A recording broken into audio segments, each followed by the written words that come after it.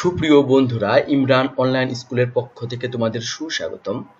আজকের ভিডিওতে আমরা এইচএসসি পরীক্ষা 2021-এ অংশগ্রহণকারী শিক্ষার্থীদের জন্য অ্যাসাইনমেন্টের উত্তর দেব। বিষয় অর্থনীতি, দ্বিতীয় পত্র। বাংলাদেশের কৃষি পণ্যের বিপণন ব্যবস্থায় কৃষি খাতের উন্নয়নের অন্যতম অন্তরায়, উক্তিটির সপক্ষে যুক্তি প্রদর্শন পূর্বক সমস্যা সমাধানে সরকার ও রাষ্ট্রের নীতি সহ ভূমিকা বিশ্লেষণ। বন্ধুরা, তোমরা অ্যাসাইনমেন্টের শিরোনামে লিখবে বাংলাদেশের কৃষি পণ্যের বিপণন ব্যবস্থায় কৃষি খাতের উন্নয়নের অন্যতম অন্তরায়। এতটুকু লিখলেই হবে। বন্ধুরা, কয়েকটি নির্দেশনার আলোকে অ্যাসাইনমেন্টটির উত্তর করতে হবে। নির্দেশনাগুলো হলো কৃষি পণ্যের বিপণন ধারণা, কৃষি পণ্যের বিপণন ব্যবস্থা, কৃষি পণ্যের বিপণন সমস্যা চিহ্নিত করেন, কৃষি পণ্যের বিপণন সমস্যা সমাধানে রাষ্ট্রের ভূমিকা, সরকারের কৃষি বিপণন নীতি। বন্ধুরা, এখন সরাসরি অ্যাসাইনমেন্টের উত্তরে চলে যাচ্ছি। বাংলাদেশের কৃষি পণ্যের বিপণন ব্যবস্থা কৃষি খাতের উন্নয়নের অন্যতম অন্তরায়, উক্তিটির সপক্ষে যুক্তি প্রদর্শন পূর্বক সমস্যা সমাধানে সরকার ও রাষ্ট্রের নীতি সহ ভূমিকা বিশ্লেষণ। ক. কৃষি পণ্যের বিপণন ধারণা। কৃষির উন্নয়ন ও গুণগত উৎপাদন বৃদ্ধি ত্বরান্বিত করার প্রধান ও অপরিহার্য শর্ত হল উন্নত বিপণন ব্যবস্থা। দক্ষ বিপণন ব্যবস্থার উপর নির্ভর করে উৎপাদন বৃদ্ধির জন্য গৃহীত কর্মসূচির সফলতা। অর্থ বিপণন চ্যানেল যথাসম্ভব খাটোকরণের মাধ্যমে দক্ষ কৃষি বিপণন ব্যবস্থা তৈরির প্রয়োজন। উপযুক্ত প্রাতিষ্ঠানিক কাঠামো, দক্ষ বাজার ব্যবস্থা কৃষককে তাদের পণ্য উৎপাদনে উৎসাহিত করে, যা ভোক্তাদের কাছে বিক্রয়ের মাধ্যমে সর্বোচ্চ আয় নিশ্চিত করে। কৃষি বিপণন সম্পর্কে অভিজ্ঞতা, কৃষককে কি উৎপাদন করতে হবে এবং বিক্রয়ের জন্য তা কিভাবে তৈরি করতে হবে, কখন ও কোথায় কিভাবে বিক্রয় করতে হবে, বাজারজাত করতে গিয়ে কৃষককে কতগুলো কাজ সম্পাদন করতে হবে, বাজার সম্প্রসারণের জন্য তাকে কি কি কাজ করতে হবে।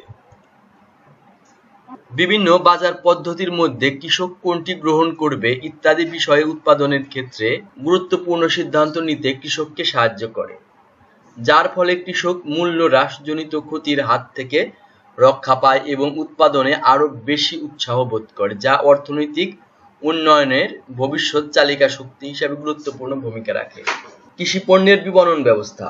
এ বাজারে কৃষি পণ্যের সংগ্রহ শেষ হয় এবং এই স্থান হতে চূড়ান্ত ব্যবহারকারীর কাছে পণ্যের যাত্রা আরম্ভ হয়। এখানে বিক্রেতা ও মহাজন এবং ক্রেতা ও কৃষি পণ্যের প্রক্রিয়াজাতকারী প্রতিষ্ঠান, রপ্তানিকারক, বিদেশি আমদানিকারকদের প্রতিনিধি অথবা পরিবেশক, কৃষি পণ্য বাজার ব্যবস্থার উন্নয়নের জন্য প্রয়োজনীয় পদক্ষেপসমূহ।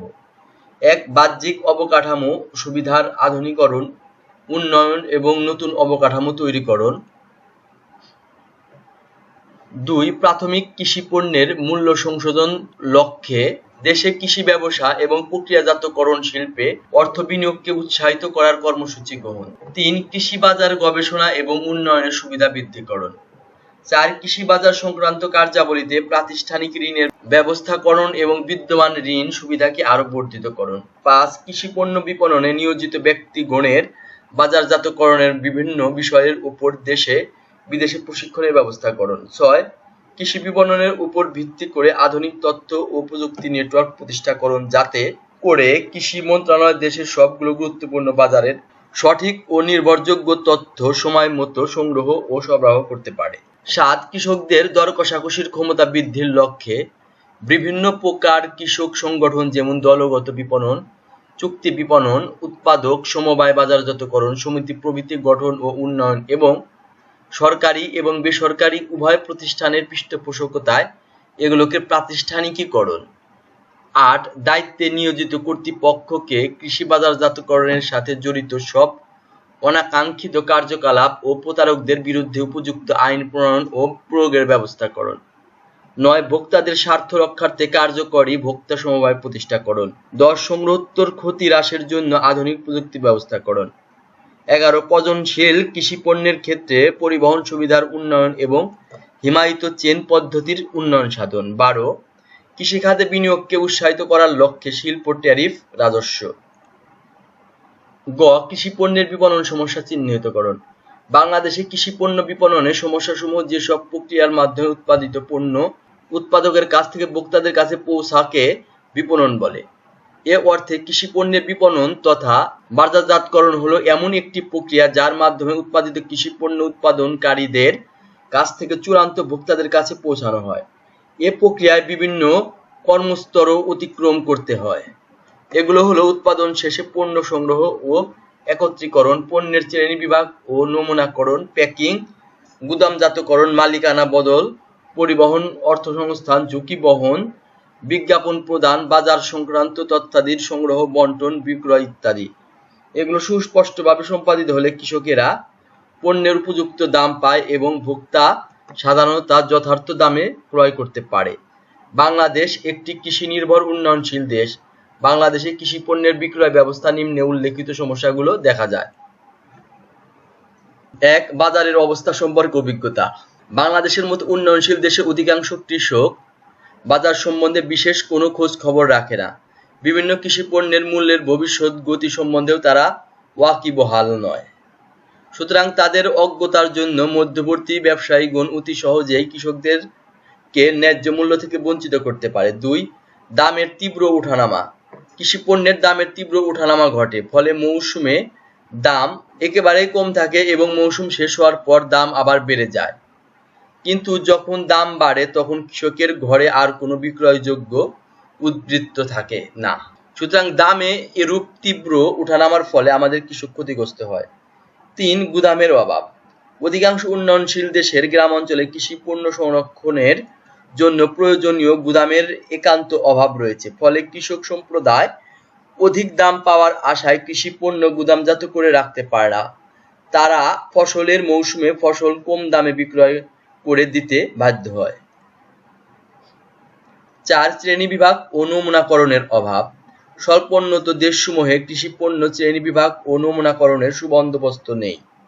পণ্যের গুণাগুণের ওপর এর দাম নির্ভর করে, কিন্তু এ সমস্ত দেশে পণ্য গুণানুসারে তাদের শ্রেণীবিভাগ করা হয় না, ফলে এখানে উৎকৃষ্ট ও নিকৃষ্ট পণ্য একই দামে বিক্রয় হয়, ফলে কৃষকেরা উৎকৃষ্ট পণ্যের জন্য ভালো দাম পায় না। ৫. কৃষকের দারিদ্র্য। দারিদ্র্যের জন্য কৃষক তার উৎপাদিত পণ্য অধিক দামে পাওয়ার আশা বেশি দিন ধরে রাখতে পারে না, ফলে ফসল ওঠার সঙ্গে সঙ্গে কৃষক তার ফসল নামমাত্র দামে বিক্রি করে দিতে বাধ্য হয়। আড়তদারগণ নামমাত্র মূল্যে এসব দ্রব্য খরিদ করে এবং পরে উচ্চ মূল্যে তা বিক্রয় করে প্রচুর মুনাফা অর্জন করে। ৬. পরিবহন ব্যবস্থার অভাব। বাংলাদেশের মতো আরো অনেক দেশে পরিবহন ব্যবস্থার অভাবে কৃষক কৃষি পণ্য দূরবর্তী বাজারে নিয়ে যেতে পারে না, ফলে নিকটবর্তী হাট বাজারে তারা কম দামে পণ্য বিক্রয় করে দিতে বাধ্য হয়। ৭. দালালের প্রভাব। সাধারণত কৃষক তাদের পণ্য সরাসরি প্রকৃত ক্রেতাদের নিকট বিক্রয় করতে পারে না। প্রকৃত ক্রেতা ও বিক্রেতার মধ্যে একদল দালাল শ্রেণীর লোক থাকে। মুনাফার সবটুকু এ সমস্ত দালালের হাতে চলে যায়। ৮. অশিক্ষা। বাংলাদেশের মতো উন্নয়নশীল দেশসমূহে অধিকাংশ কৃষক অশিক্ষিত, ফলে তারা ফটকা কারবারের জটিলতা ও বৈদেশিক বাজারের গতি প্রকৃতির সঙ্গে একেবারেই অপরিচিত। ৯. সংগঠিত বাজারের অভাব। বাংলাদেশের মতো উন্নয়নশীল দেশের গ্রাম অঞ্চলে হাট বাজার সুনিয়ন্ত্রিত বা সুসংগঠিত নয়। নিয়ন্ত্রণের অভাবে বাজারের কৃষকদের নিকট থেকে বিভিন্ন হারে খাজনা আদায় করা হয়। ১০. পণ্যের মান। বিভিন্ন স্থানে উৎপাদিত কৃষি পণ্যের মান একরূপ নয়, ফলে কৃষক পণ্যের মান নির্ধারণের বিষয়টি কৃষি বাজারে এক জটিল সমস্যা সৃষ্টি করে। ১১. সরকারি নীতির অভাব। অধিকাংশ উন্নয়নশীল দেশে কৃষি পণ্যের বাজার সুসংগঠিত ও নিয়ন্ত্রিত করার জন্য সরকারের কোনরূপ সুস্পষ্ট নীতিমালা নেই, ফলে কৃষক কৃষি বাজারে নিয়মিত অরাজক অবস্থা বিরাজ করে। ১২. প্রতিযোগিতার অভাব। বাংলাদেশের মতো উন্নয়নশীল দেশে সুষ্ঠু যাতায়াত ব্যবস্থার অভাবে বাজারগুলো পরস্পর থেকে বিচ্ছিন্ন, ফলে বিভিন্ন বাজারের মধ্যে প্রতিযোগিতার অভাব দেখা যায় এবং এক বাজারের সঙ্গে অন্য বাজারের দামের কোনরূপ সামঞ্জস্য থাকে না। গ. কৃষি পণ্যের বিপণন সমস্যা সমাধানে রাষ্ট্রের ভূমিকা। কৃষি পণ্যের বিপণন সমস্যা সমাধানে সরকারের ভূমিকা। বাংলাদেশে কৃষি পণ্যের বিক্রয় ব্যবস্থা উন্নয়ন সাধনের উদ্দেশ্যে নিম্নোক্ত ব্যবস্থাগুলো গ্রহণ করা যেতে পারে। ১. বাজার নিয়ন্ত্রণ। বিভিন্ন বাজারে কৃষকদের নিকট থেকে যাতে আড়তদার, পাপ্পাদারি, বিভিন্ন চাঁদা প্রভৃতি হতে অর্থ আদায় করতে না পারে সেজন্য আমাদের গ্রাম অঞ্চলে বাজারগুলোকে সুস্পষ্টভাবে নিয়ন্ত্রণ করা দরকার। ২. যাতায়াত ব্যবস্থার উন্নতি। দেশের যাতায়াত ব্যবস্থার উন্নতি সাধনের মাধ্যমে গ্রামে শহরে কৃষি পণ্যের বহন খরচ হ্রাস করা দরকার। এছাড়া রাস্তাঘাটের উন্নতি সাধনের মাধ্যমে গ্রামগুলোকে রেল স্টেশন ও স্টিমারের সাথে যুক্ত করতে হবে। দেশে স্বল্পোন্নত দেশসমূহে কৃষি পণ্য শ্রেণী বিভাগ ও নমুনাকরণের সুবিধা আছে। পণ্যের গুণগণের উপর এর দাম নির্ভর করে, কিন্তু এ সমস্ত দেশে পণ্যের গুণানুসারে তাদের শ্রেণী বিভাগ করা হয়। ফলে এখানে উৎকৃষ্ট পণ্য ভালো দামে এবং নিকৃষ্ট পণ্য কম দামে বিক্রয় করতে পারবে। ফলে কৃষকও উৎকৃষ্ট পণ্যের জন্য ভালো দাম পাবে। গুদাম নির্মাণ ও কৃষি পণ্য সংরক্ষণ। গুদামজাতকরণের ব্যবস্থার অভাবে কৃষকরা যাতে ফসল ওঠার সঙ্গে সঙ্গে কম দামে তা বিক্রয় করে ফেলতে বাধ্য না হয়। 5. দালাল ও ফরিয়ার বিলোপ সাধন। কৃষি পণ্যের বাজার থেকে দালাল ও মধ্যবর্তী ফরিয়াদের বিলোপ সাধন করতে হবে। দালাল, ব্যাপারী, আড়তদার প্রমুখ মধ্যবর্তী ব্যবসায়ীগণ কৃষকদের প্রাপ্য মূল্য ভাগ বসিয়ে তাদের সর্বশান্ত করে তোলে। 6. কৃষি ঋণ। আর্থিক অনটনের ফলে আমাদের কৃষকদের অধিক দাম পাওয়ার আশায় তাদের পণ্য সামগ্রী মজুত করে রাখতে পারে না। সুতরাং আর্থিক অনটনের জন্য কৃষক যাতে ফসলের মৌসুমে পণ্য বিক্রয় করে দিতে বাধ্য না হয় সেজন্য উপযুক্ত কৃষি ঋণের ব্যবস্থা করতে হবে। 7. সর্বনিম্ন মূল্য ধার্যকরণ। সরকার কর্তৃক কৃষি পণ্যের যে সর্বনিম্ন মূল্য ধার্য করা হয় সেদিকে লক্ষ্য রাখতে হবে। কেউ নির্দিষ্ট মূল্যের কম দামে ক্রয় করলে তাদের কঠোর শাস্তির ব্যবস্থা করতে হবে। 8. ন্যায্য মূল্যে কৃষকদের নিকট থেকে ফসল ক্রয় করার উদ্দেশ্যে সরকারকে ক্রয় এজেন্সি গঠন করতে হবে। এজন্য ক্রয় এজেন্সির মাধ্যমে সরকার সমিতি গঠনের মাধ্যমে বাজার কৃষকদের অবস্থান শক্তিশালী করা দরকার। 9. আন্তর্জাতিক বাজারের সঙ্গে সংযুক্তি সাধন। আমাদের কৃষি পণ্যের বিদেশে রপ্তানির সুযোগ সৃষ্টি করা প্রয়োজন, কিন্তু অনেক সময় দেশে খাদ্যশস্যের মজুত করে যাওয়ার আশঙ্কায় খাদ্যশস্য রপ্তানি করা হয় না। এতে দেশে খাদ্যশস্যের মূল্য কমে থাকে এবং কৃষক ক্ষতিগ্রস্ত হয়। অতএব দেশের কৃষি পণ্যের বাজারে উন্নতি সাধনের জন্য দেশীয় বাজার ও আন্তর্জাতিক বাজারের মধ্যে সংযুক্তি সাধন দরকার। সরকারের কৃষি বিপণন। জাতীয় অর্থনীতি শক্তিশালীকরণের উদ্দেশ্যে কৃষক, উৎপাদক, কৃষি ব্যবসায়ী ও সহায়ক কৃষি বিপণন ব্যবস্থার উন্নয়ন ও সম্প্রসারণের লক্ষ্যে বিধান প্রণয়নকল্পে প্রণীত 1. সরকার সরকারি গেজেটের প্রজ্ঞাপন দ্বারা প্রজ্ঞাপনে উল্লেখিত তারিখ হইতে কৃষি পণ্য ও কৃষি উপকরণের ক্রয় বিক্রয়ের জন্য যে কোনো বাজারকে প্রজ্ঞাপিত বাজার হিসাবে ঘোষণা করিতে হবে। 2. কোনো ব্যক্তির লাইসেন্স গ্রহণ ব্যতীত প্রজ্ঞাপিত বাজারে বাজার কারবারি হিসাবে কার্য পরিচালনা করিতে পারিবে না। 3.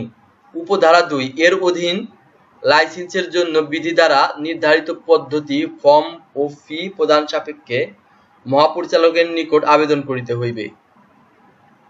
4. উপধারা 3 এর অধীন আবেদন প্রাপ্তির পর মহাপরিচালক বা তৎকর্তৃক ক্ষমতাপ্রাপ্ত কর্মচারী বিধি দ্বারা নির্ধারিত পদ্ধতি ও শর্তে কোন নির্দিষ্ট প্রজ্ঞাপিত বাজারে বাজার কারবারি হিসাবে কার্য পরিচালনার জন্য লাইসেন্স প্রদান করিতে পারিবেন। 1. কৃষি পণ্য ও কৃষি উপকরণের রপ্তানিকারক, আমদানিকারক, ডিলার, মিলার, সরবরাহকারী, প্রক্রিয়াজাতকারী এবং চুক্তিবদ্ধ চাষ ব্যবস্থা সম্পৃক্ত ব্যক্তিকে কার্য পরিচালনার জন্য লাইসেন্স গ্রহণ করিতে হবে। উপধারা 1 এর অধীন লাইসেন্সের জন্য বিধি দ্বারা নির্ধারিত পদ্ধতি, ফর্ম ও ফি প্রদান সাপেক্ষে মহাপরিচালকের নিকট আবেদন করিতে হইবে। সুপ্রিয় বন্ধুরা, এটাই ছিল তোমাদের জন্য নির্ধারিত অ্যাসাইনমেন্টের উত্তর। এরকম আরো অ্যাসাইনমেন্টের উত্তর পেতে হলে আমাদের চ্যানেলটি অবশ্যই সাবস্ক্রাইব করতে হবে এবং পাশে থাকা বেল বাটনটি ক্লিক করতে হবে। ভিডিওটি দেখার জন্য তোমাদের অসংখ্য ধন্যবাদ।